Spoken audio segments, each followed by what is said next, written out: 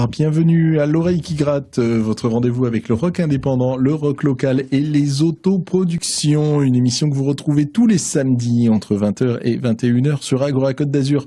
Agora Côte d'Azur, c'est une radio située à Grasse que vous pouvez capter sur le 94 à Cannes et à Grasse, sur le 94.1 à Nice et enfin sur le 88.9 à Menton. Vous voyez qu'on est disponible partout sur la Côte d'Azur.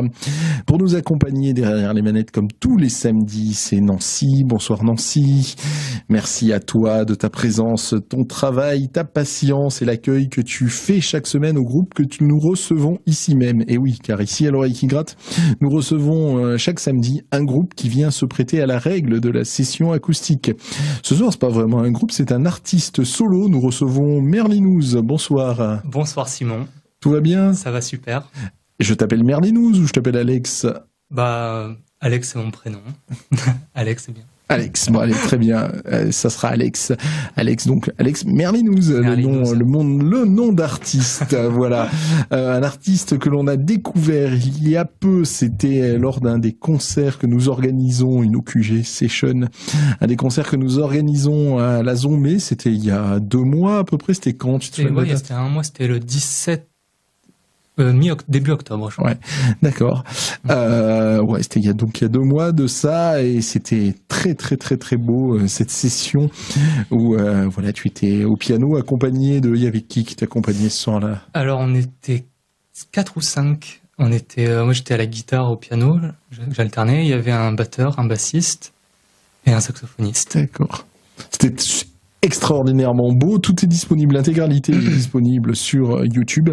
Vous pouvez retrouver donc cette vidéo qui a été filmée à la fois par Baptiste, bonsoir Baptiste, et à la fois par Teddy. En fait, c'est pas vrai, c'était moi qui avais filmé ce soir-là puisque Baptiste était absent.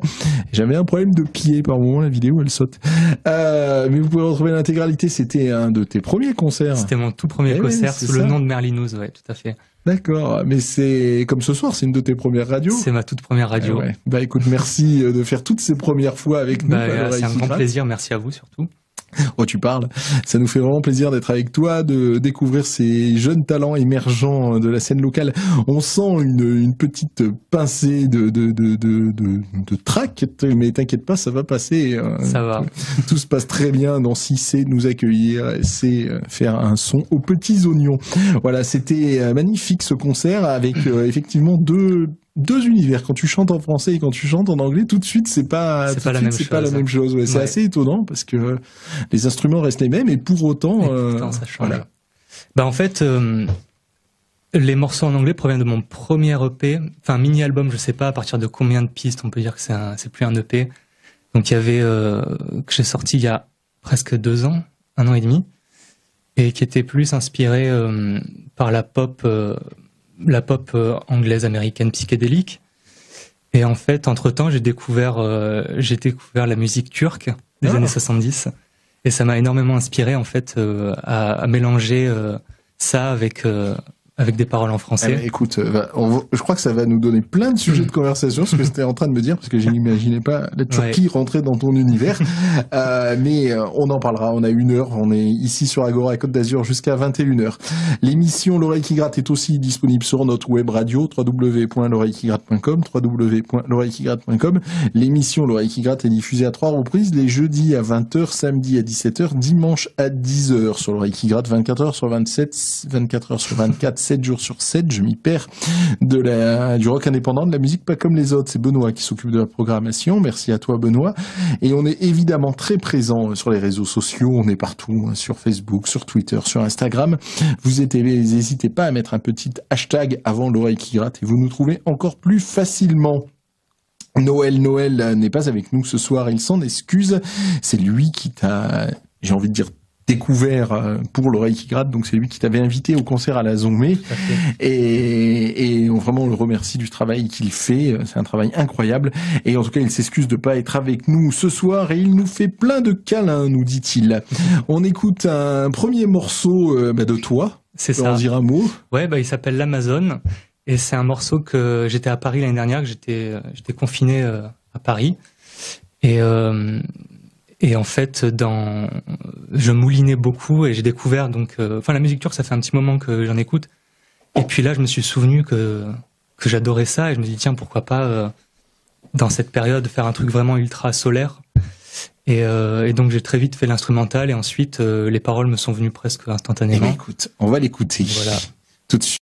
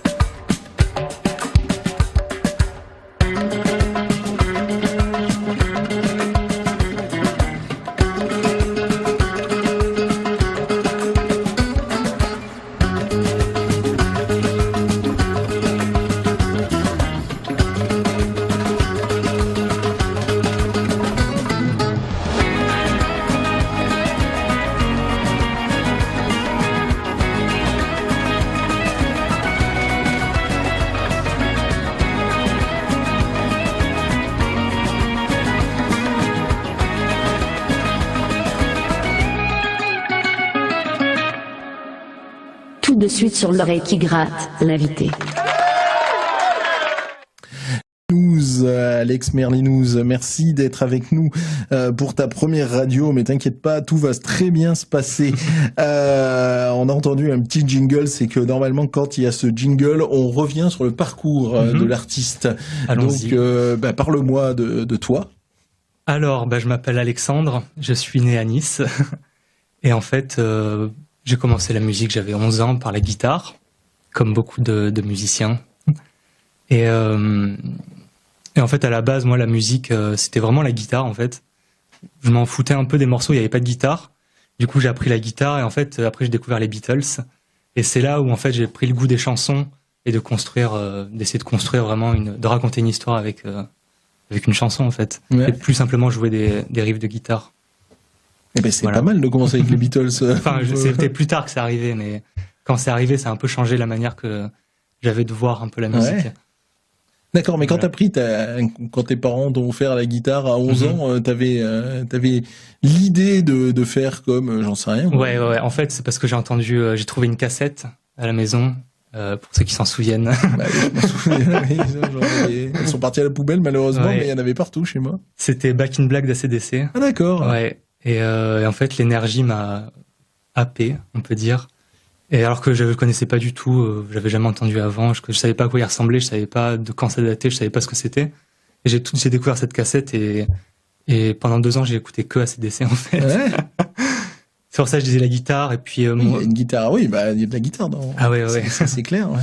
Mais depuis petit, il y a toujours eu de la musique à la maison et plein de trucs, mais beaucoup de trucs des années 50, du rockabilly, du rock'n'roll, de la country, du blues.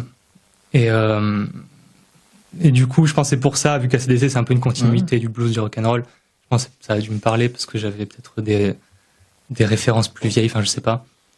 Et voilà, pendant 2 ans j'écoutais que ça, et ensuite du rock des années 70. Et puis après, quand j'ai découvert les Beatles, ça c'était à fond années 60. Puis je me suis intéressé à la musique psychédélique. Et donc, bon, merci pour toutes tes influences sur le parcours. Tout ça, donc tu as tout de suite, tu prenais ta guitare chez toi et tu proposais des petites choses. Ouais, en fait, tu refaisais comme les grands frères.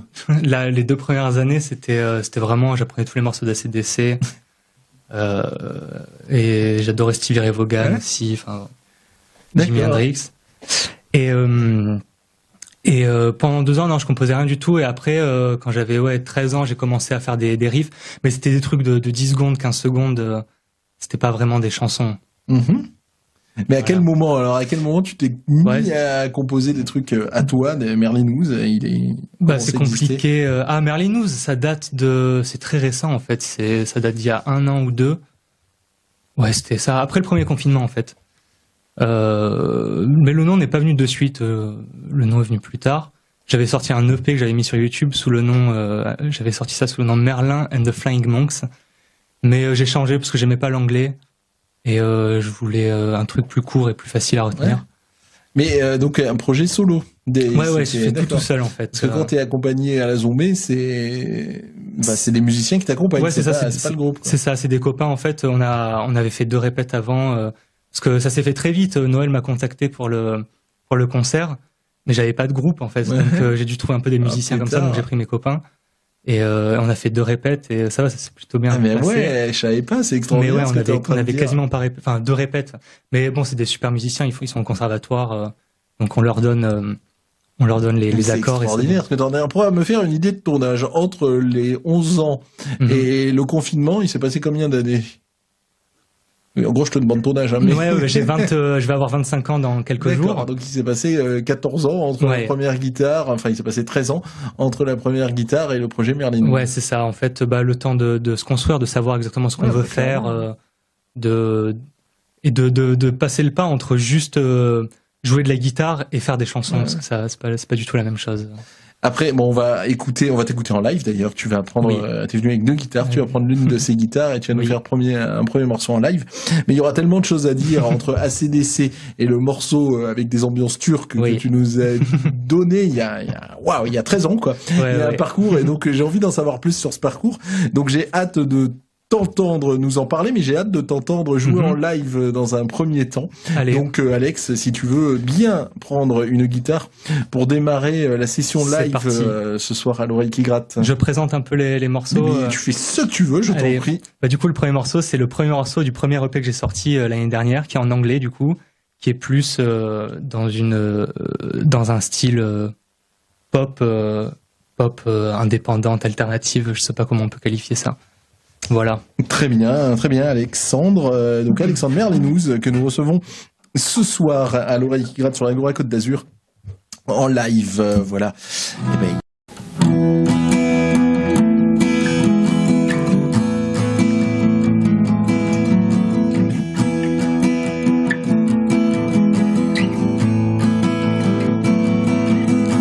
Sad girl in the garden, gazing at the sun, waiting for an angel, picking one by one.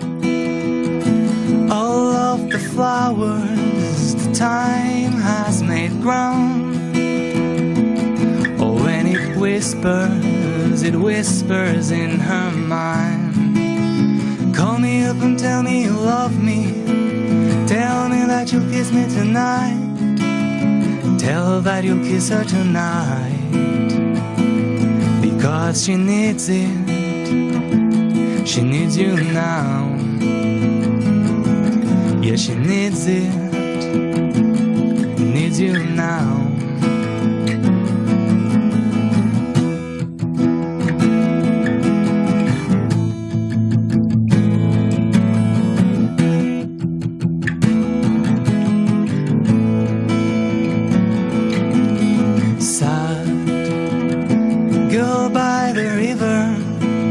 Staring at the stars, the moon is full now, lighting up her scars. Oh, she's waiting for a sign. Oh, and it's howling in her mind. Call me up and tell me you miss me. Tell me that you wanna come back.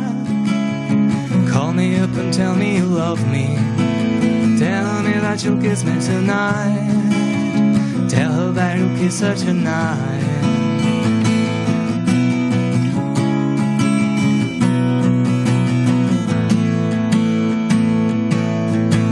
All her favorite songs are playing while she's crying and she's waiting for an answer from her sexy boy, a cherry blossom girl.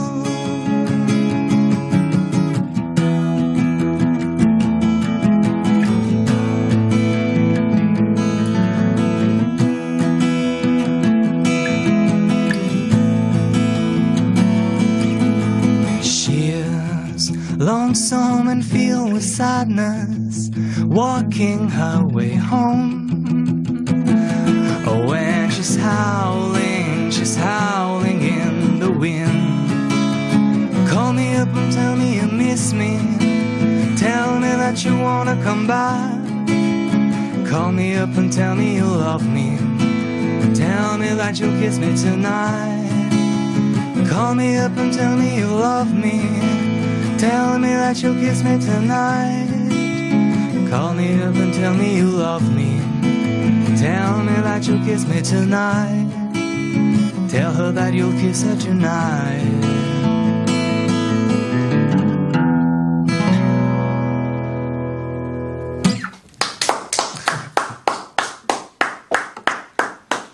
Ce concert-là, j'avais préféré les chansons en français. Là, je t'entends démarrer en anglais, donc dans mon cerveau, je me dis, c'est pas celle que j'aime le plus.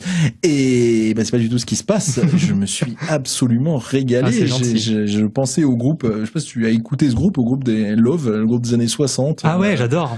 Forever Changes. Ouais, c'est incroyable, j'adore ça. C'est ça, il y a un album qui s'appelle Dakapo aussi, je crois. Et ça me renvoyait à Dakapo. Ça. J'ai plus écouté Love depuis, je sais pas, 15 ans, 20 ans peut-être. Ouais. Et soudainement, c'est super compliment. ces mélodies que j'avais en tête.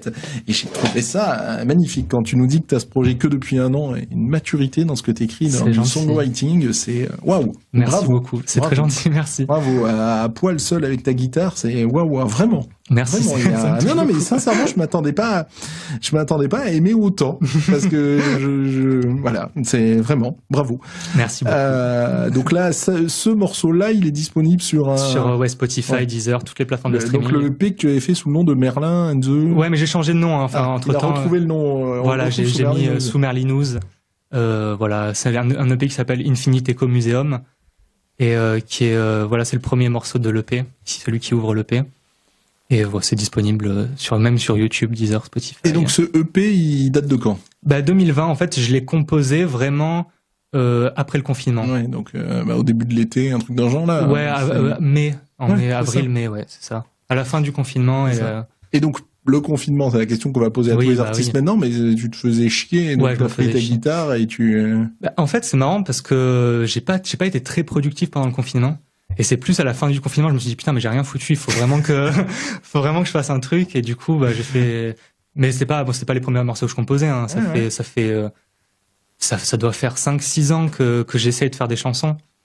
Et en fait, j'avais fait écouter une de mes chansons à un de mes profs, parce que j'étais dans une école d'audiovisuel, et mon prof m'avait dit, c'est de la musique de musicien, ça raconte pas d'histoire. Et sur le moment, je l'avais très très mal pris. Mais il avait raison, je me suis rendu compte, c'est parce que, c'était pas structuré, ça tournait en boucle, il y avait pas trop de variations, et du coup, je me suis dit, non, il faut que je raconte des histoires. Et donc, c'est intéressant ce que t'as dit, ce professeur. Ouais. Mais justement, oui, c'est ça. Il a raison. Ça peut être une petite balade, un petit voyage, ce que tu nous as proposé. Mais en racontant une histoire au niveau des textes, tu racontes quelque chose là? Là, non. Au niveau du texte, oui. Enfin, le texte là dans cette chanson, c'est pas vraiment le cœur. Enfin, là, j'ai plus travaillé la mélodie, les arrangements, etc. Cela dit, quand tu parlais des Beatles, les paroles des Beatles, on a vu mieux. Hein, c'est ça. Après, ça dépend des chansons. Mais dans mes chansons, ça dépend aussi desquelles. Il y a des chansons vraiment, j'ai travaillé beaucoup les textes. Celle-là, en l'occurrence, les textes, les paroles sont plus un vecteur de mélodie que vraiment, voilà. Très bien. Bon, on va poursuivre la session live, surtout avec un premier morceau. On va pas te laisser t'arrêter comme ça. Donc, on va poursuivre le live. Donc, pareil que tout à l'heure. Si t'as envie d'en dire un mot avant de le jouer. Un petit mot, du coup là c'est un morceau en français, donc du deuxième EP qui là pour le coup les paroles sont un peu plus travaillées. Là j'ai essayé de raconter une histoire. Et là au niveau des inspirations, peut-être j'en parle après des inspirations. Ouais, vas-y, joue-le. Allez, je joue. Et les news.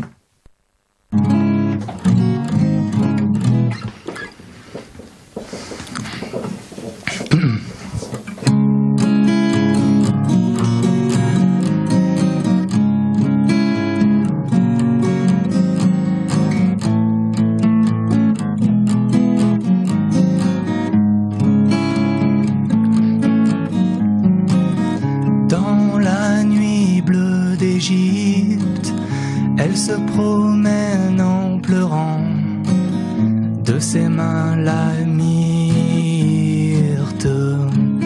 s'envole.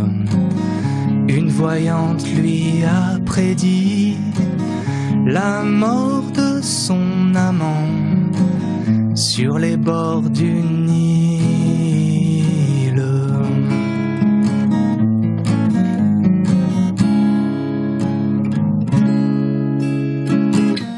Dans l'eau les crocodiles déambulent en riant, des amours futiles qui dorment loin des regards de la ville, sous les astres luisants, se croyant invisibles.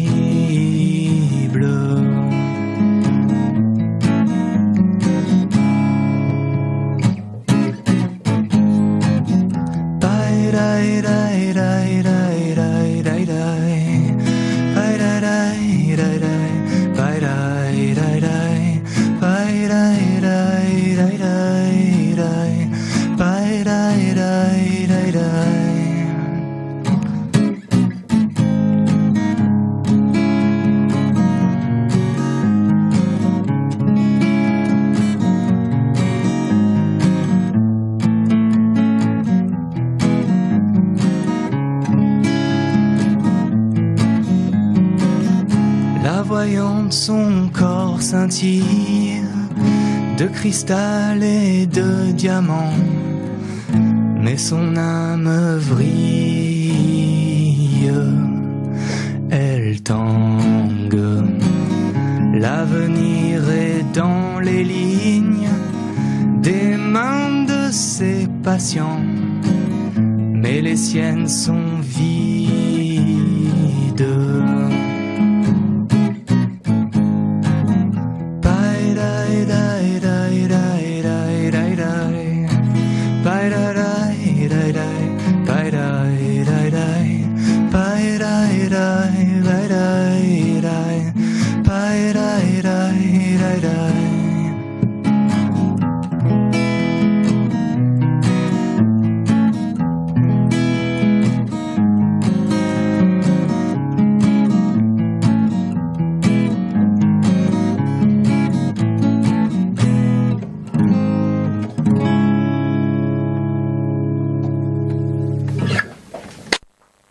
live, à l'oreille qui gratte. On l'a eu en live il y a peu, début octobre. C'était à la Zombie lors de l'une de nos OQG Sessions.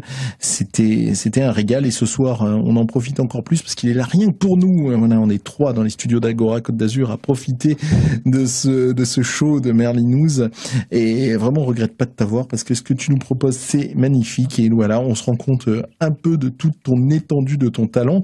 Tout d'abord avec le morceau L'Amazone qui était donc enregistré, puis 2 morceaux en live, un en anglais et un en français.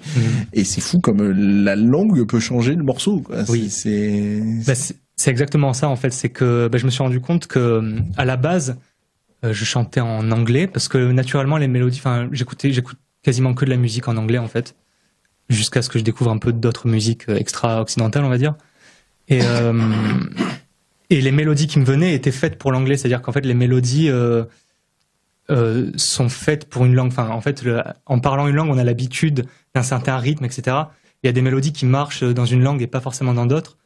Et du coup, là, la mélodie qui m'est venue, en fait, le rythme se prêtait beaucoup plus au français qu'à l'anglais. Et inversement, les chansons en anglais, parce qu'en fait, la manière dont je compose, en fait, je fais d'abord les musiques et ensuite il y a une mélodie qui me vient. Et j'essaie de faire des paroles en fonction de la mélodie, des sonorités que j'entends. Et voilà, là, en l'occurrence, c'était vraiment le français qui s'est imposé. Ouais. Mais c'est quand même toujours plus dur d'écrire en français parce que pour le coup, on t'est compris. C'est ça. Et donc, comme tu l'as dit, tu peux pas dire des bêtises. Là, tu t'obliges à raconter une histoire. Exactement, à être rigoureux sur l'écriture. Ouais, tout à fait. Ouais, non, mais j'entends que c'est beaucoup plus difficile.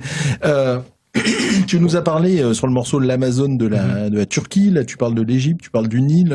Qu'est-ce qui se passe avec ce coin du monde? Non, en fait, je l'ai pas encore dit, mais en fait, mon père est né en ex-Yougoslavie dans les années, à la fin des années 60.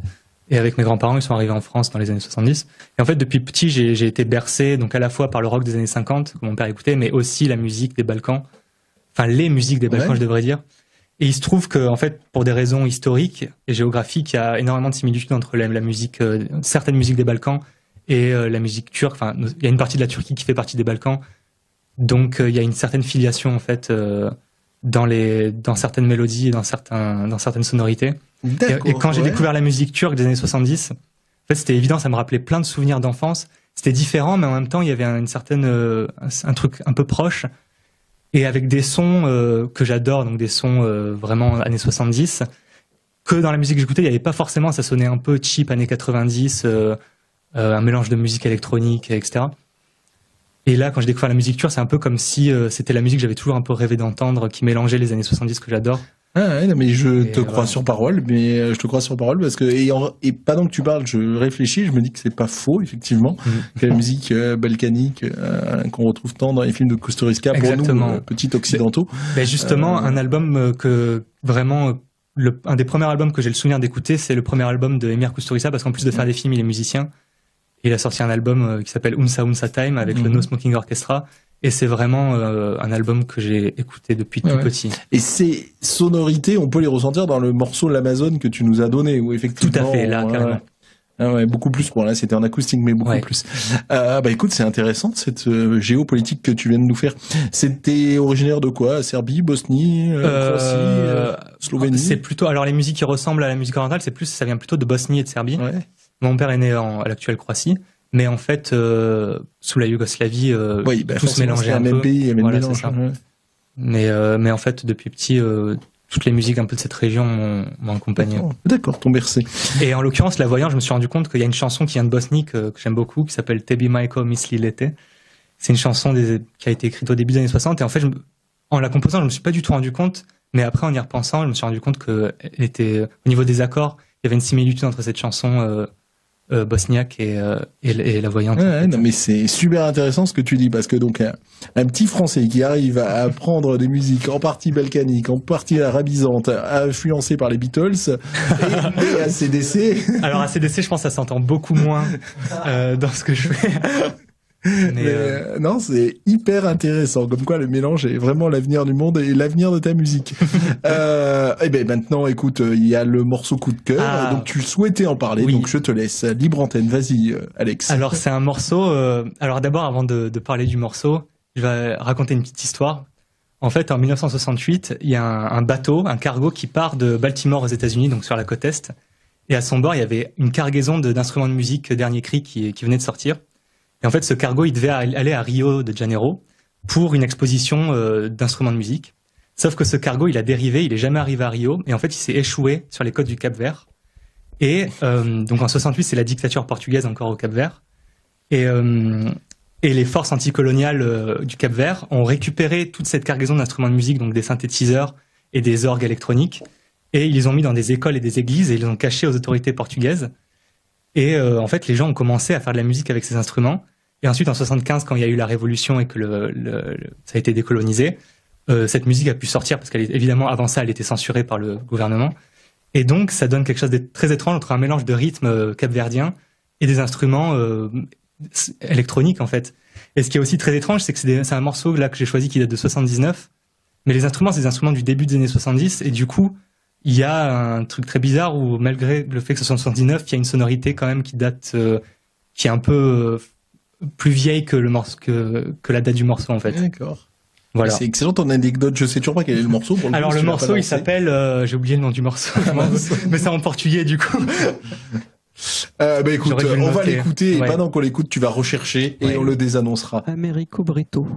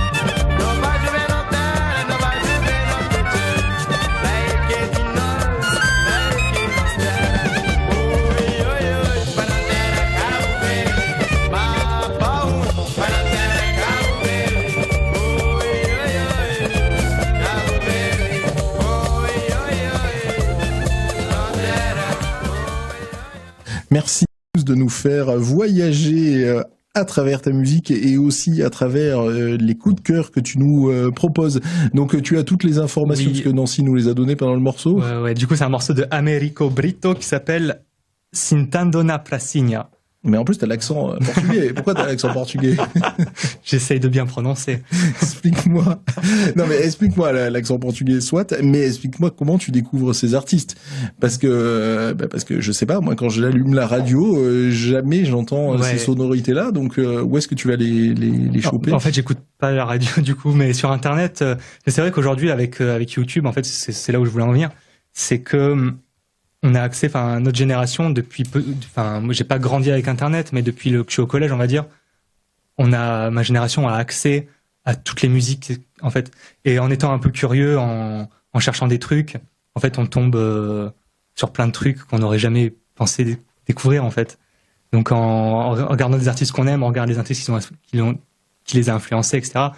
Et puis là, ça, en l'occurrence, je sais même plus où est-ce que j'ai découvert ça, mais je crois que je suis d'abord tombé sur l'histoire du cargo et ensuite je suis allé écouter un peu l'album. L'histoire, elle est extraordinaire. Ouais. Ah, je trouve ça complètement extraordinaire, l'histoire. Mais oui, il faut en faire un bouquin d'une histoire comme ça. Du coup, il y a un documentaire sur YouTube. Il y a un petit documentaire sur YouTube d'une dizaine de minutes qui raconte un peu ça. D'accord. Voilà. Et la musique turque, tu l'as découverte de la même manière au travers de YouTube, tout simplement? Ouais, c'est ça. En fait, c'est un groupe moderne qui vient des Pays-Bas qui s'appelle Altingun. Et c'est un groupe ils ont une trentaine d'années. Et ils sont hollandais et turcs et ils refont un espèce de revival du funk turc des années 70. Et eux, ils commencent à être assez connus sur la scène un peu indépendante. Ils tournent un peu dans des festivals, etc. Et c'est par eux, en fait, que j'ai découvert cette musique que je connaissais pas du tout et je trouvais ça fascinant. Du coup, je suis allé chercher parce qu'eux, ils font que des reprises, mais qui modernisent un peu. Et du coup, je suis allé écouter un peu les trucs originaux et ça m'a fasciné. Je trouve ça fou. Merci de nous faire découvrir ça. Il y avait Nino Ferrer qui était un peu étonnant dans son parcours aussi. C'est vrai. Entre de la chanson française qu'on connaît tous, hein, Mirza, le téléphone, un côté un peu Dutronc, et ensuite des trucs presque bossa nova, et des trucs jazz d'ailleurs aussi par moment. Soudainement, je pense à ça. Je me fais penser à des trucs bizarres, à Love, à Nino Ferrer. J'adore les trucs bizarres. Vraiment, en fait, je me suis rendu compte que ce que j'aimais vraiment dans la musique, c'était les trucs ultra entraînants, où il y a une mélodie vraiment presque pop, on va dire, mais en même temps avec des instruments un peu bizarres.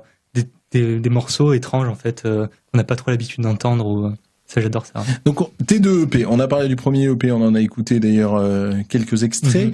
Donc à la sortie du confinement, le deuxième EP, il arrive quand? Alors le deuxième EP, je l'ai commencé du coup quand j'étais à Paris en janvier en fait là de cette année, janvier 2021, et je l'ai terminé, je l'ai sorti en mai.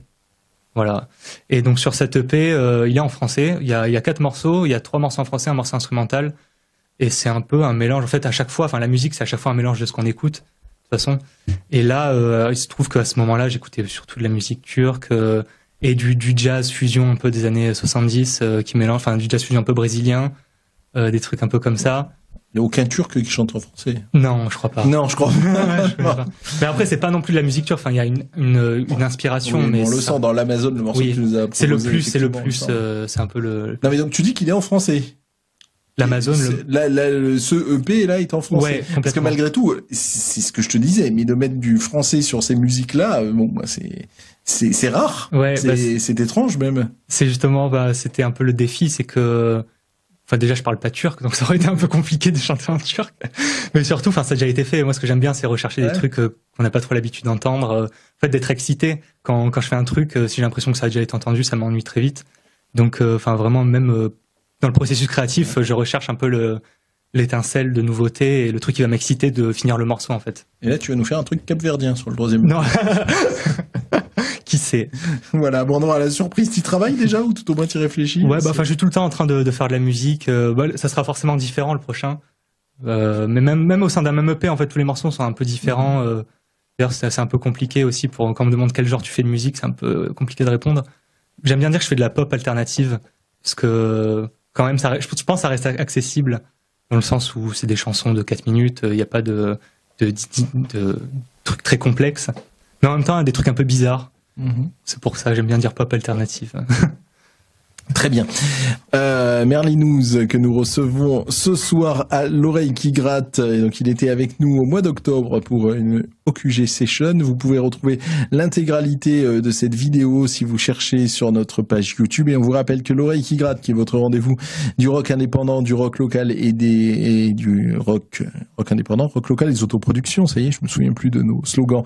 Donc, c'est tous les samedis entre 20h et 21h sur Agora Côte d'Azur. Et on est aussi disponible sur Internet, à peu près partout, sur Instagram, Twitter ou encore bien évidemment Facebook. Donc allez voir et vous retrouverez plein de choses sur Merlinous ce soir.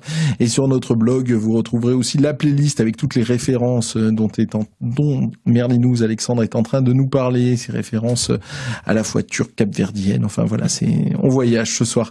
Je te laisse reprendre la guitare. Et Peut-être faudra-t-il la réaccorder? Non, ça va?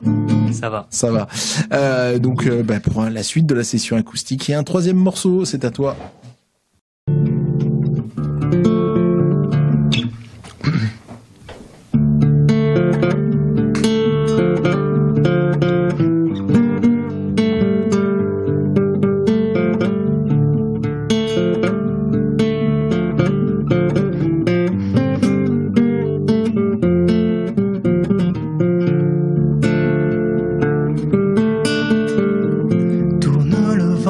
Sentiments que je ne savais dessiner jusqu'à présent.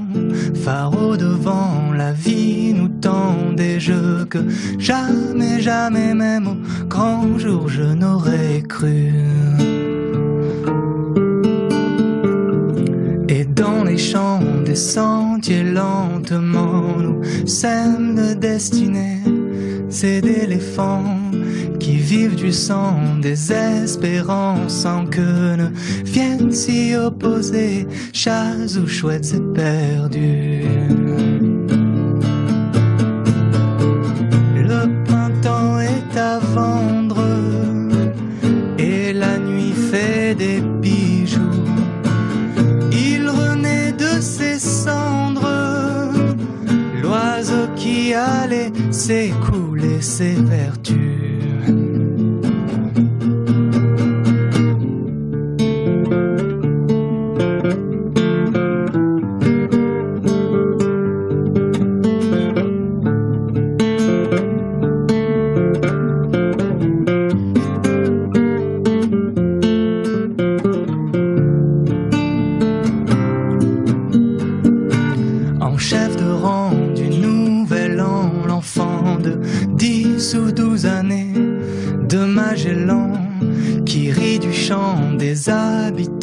Heureux que rien n'avait destiné à partir avec lui. Toutes voiles au vent, ils viennent et vont, eux qui ne savaient naviguer avant l'événement. Je vois ces gens, ces sentiments, et je me dis que je ne saurais les dessiner autrement.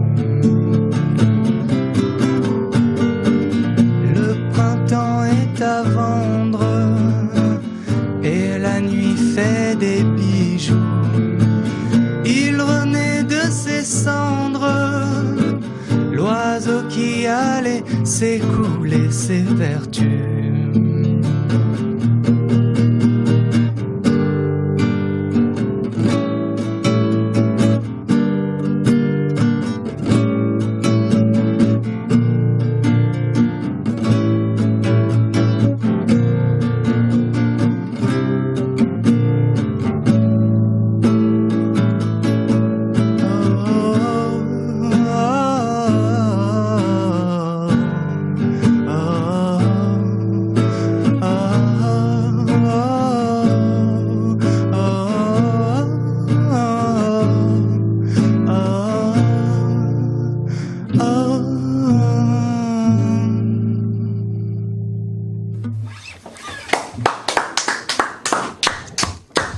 Merlinous, magnifique découverte. Merci à Noël de faire ce travail de défricheur et de nous amener autant de talents derrière le micro d'Agora Côte d'Azur, de l'oreille qui gratte. Un morceau, donc celui-ci, il est sur le deuxième EP en français, un morceau qui s'appelle Printemps. Et avant ce EP, tu avais déjà composé en français ou tu t'es mis pour le EP? J'avais déjà tenté des trucs, mais j'essaie plus de copier. Enfin, c'était pas très. Ça te satisfaisait? Non, voilà, c'était pas tout simplement. Ouais. Le jour du concert, t'étais aussi accompagné au clavier? C'était moi qui jouais. Ouais, c'est toi. C'est ça. Tu t'accompagnais au clavier. Ça, tu as raison. Mais justement, t'es plus à l'aise à la guitare ou au clavier? Tu composes à partir de quel instrument? Ça, franchement, il y a pas vraiment de règles. Ça dépend. Parfois, je peux aller au piano, jouer un truc. Bon, je joue mieux de la guitare que du piano. Le piano, enfin, je sais faire des accords, je peux m'accompagner, mais enfin, c'est pas très. Je pourrais pas faire un concerto. Et mais si j'avais pu prendre un pianiste pour m'accompagner, j'aurais pris. C'est juste que par souci de facilité, vu que ça s'est fait un peu au dernier moment, je l'ai fait comme ça. Et sinon, je compose, ça dépend des morceaux. Je pense, je dirais moitié guitare, moitié piano. Tu t'es mis quand au piano? La guitare, c'était à 11 ans, le piano, c'est... Je dirais 16 ans, 17 ans. Ah ouais, quand même. Ouais. C'est assez précoce, tout ça. 17 ans, je pense. Ouais. D'accord. Vraiment. Merci, Alexandre. Merci Merlin à toi. News, que nous recevons ce soir à l'oreille qui gratte. On poursuit la session acoustique avec un 4e morceau en live. Ouais. Si tu veux boire un coup, n'hésite pas. Ouais. Hein, Petit coup avant. Petit, il avait presque plus, il avait presque plus d'eau, le pauvre Alexandre. Il va falloir qu'on y remédie la prochaine fois. Ce n'est pas une reprise, parce que je n'écris pas assez gros sur mes fiches. Non, c'est ma faute, j'ai mal lu, j'aurais dû mieux lire. Donc, c'est une 4e compo, oui. Alexandre. Vas-y. Celle-là, du coup, en anglais, elle vient du premier EP. Voilà. Merlinous, ce soir, à l'oreille qui gratte sur Agora Côte d'Azur, comme toutes les,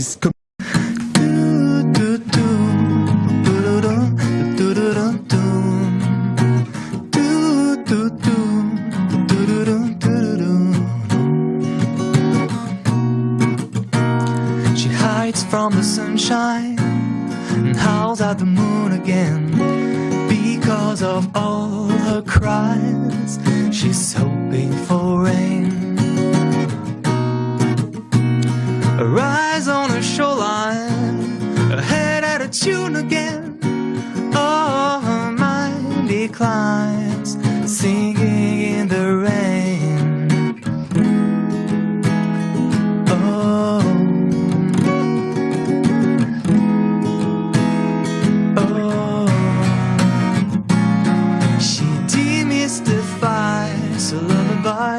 She crucifies in that strange paradise her imaginary friends. Do do do do do do do do do do.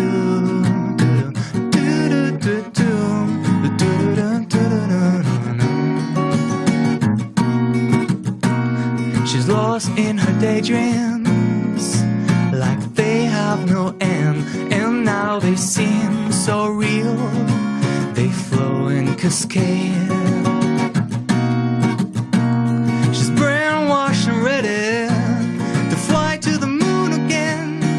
At first so surreal, now it all makes sense. Oh, oh. She demystifies lullabies, she crucifies in that strange paradise her imaginary friend.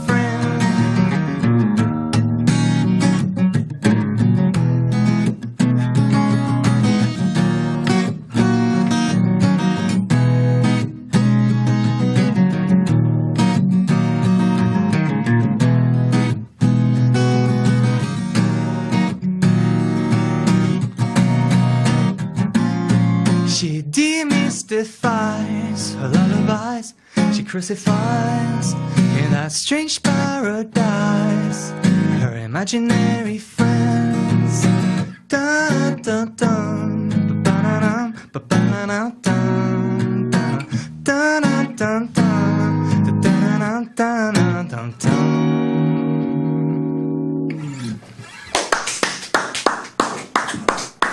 Merci. On a eu plein de petits pépins techniques pendant ce morceau et on voit que Merlinous, même si le projet a 1 an et demi, est un grand professionnel parce qu'il s'est pas déstabilisé une seule seconde. Il n'y a pas eu de panique. Bravo. J'ai répété. Voilà, on sent un côté professionnel. Vraiment, non, mais sincèrement, bravo à toi. C'est gentil, merci. Bravo.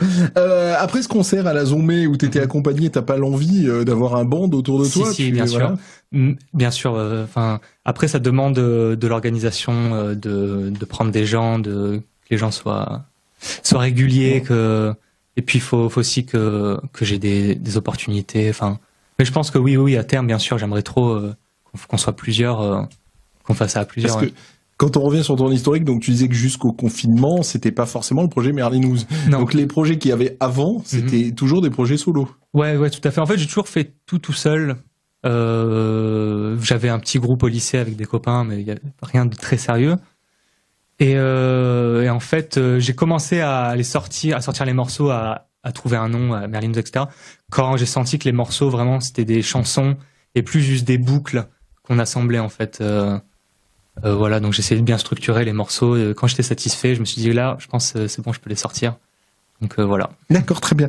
On va écouter un jingle et ensuite tu partiras sur l'île déserte. Ah oui.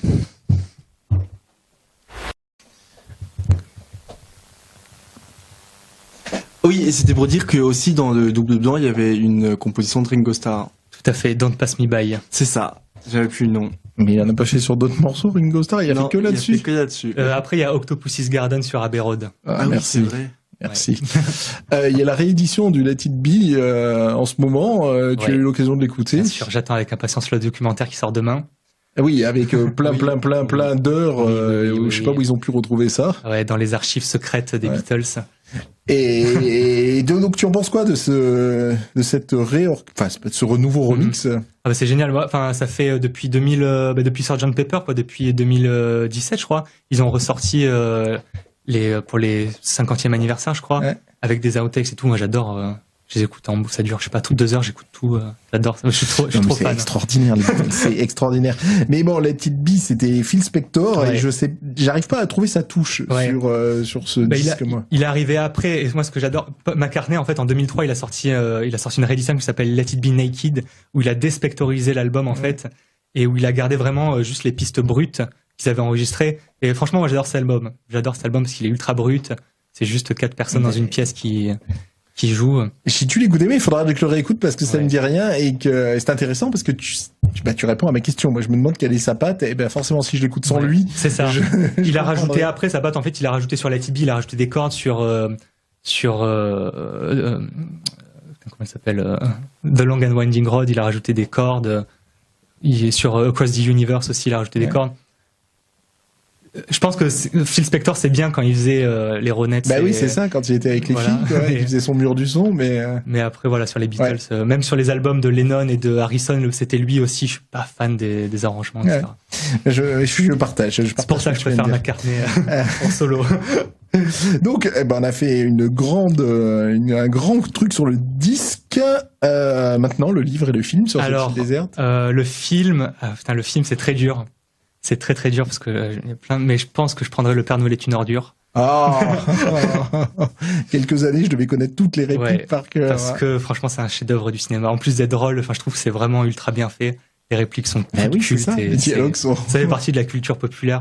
C'est fou. Avant de le voir, en fait, je me rendais pas compte le nombre de répliques qui faisaient partie du langage commun. Et non, c'est fou. Et en parlant de Noël qui va bientôt arriver, t'as des projets autour de Noël, toi?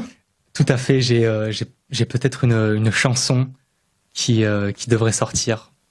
Voilà, je n'en dis pas plus. N'en dis pas plus, et si ça se fait, tu nous envoies un petit mail, on en parle ici sur Agora. Avec grand plaisir. Voilà. Avec grand plaisir. Mais écoute, Noël, il y en a qui font des concours de t-shirts pourris, et là, toi, tu vas peut-être nous produire une chanson. En film. En livre. En livre, excuse-moi, le film, c'est Le Père Noël est une ordure. Alors, en livre, c'était très dur aussi. Et je pense que je prendrais un livre qui s'appelle Secret de la magie de Eliphas Lévy. Et en fait, c'est un livre qui regroupe 3 œuvres d'Eliphas Lévy. Un qui s'appelle Dogmes et rituels de la haute magie. Un deuxième qui s'appelle Histoire de la magie. Un troisième qui s'appelle Les clés du grand mystère. Et en fait, Eliphas Lévy, c'est un auteur ésotérique du 19e siècle qui en fait analyse à la fois l'alchimie, la kabbale, le tarot, toutes les sciences occultes. Et c'était un homme avec une culture incroyable. Je pense qu'il faut une vie pour comprendre ne serait-ce que la moitié de son œuvre. Du coup, je me dis, si je suis coincé sur une île déserte, je prends Eliphas Lévy comme ça. Très bien, j'ai du temps pour le lire, quoi. Comme les Beatles, c'est Jean-Marie Poiré, je crois, Le Père Noël est une ordure. Ouais. Je connais presque par cœur. Par contre, je connais pas du tout ton livre. Et ben voilà, je vais y aller. Ça va être une belle piste de découverte pour moi. Merci pour cette île déserte qui nous a permis de bien discuter. T'as vu, on s'est un peu éloigné de tes choix et pour notre plus grand bonheur. On va écouter un deuxième extrait de ta musique mixé, enregistré, donc c'est quel morceau? Alors c'est un morceau qui s'appelle Amérique numérique, le clip est disponible sur YouTube. Et pour la petite histoire, c'est un morceau que j'ai fait uniquement avec un clavier bon tant pis que j'ai trouvé dans la rue, par hasard totalement. Et j'aime bien, un peu comme quand la musique capverdienne, par hasard, ils ont trouvé des synthés et ils ont fait ça, et que leur musique n'aurait pas existé s'ils n'avaient pas trouvé ces synthés. je me dis là, ce morceau, il aurait pas existé si j'avais pas trouvé ce synthé dans la rue, et je me dis c'est quand même cool. Et ben le hasard. On l'écoute tout de suite, et puis tu nous donneras le lien, on le mettra sur notre blog www.l'oreillequigratte.com.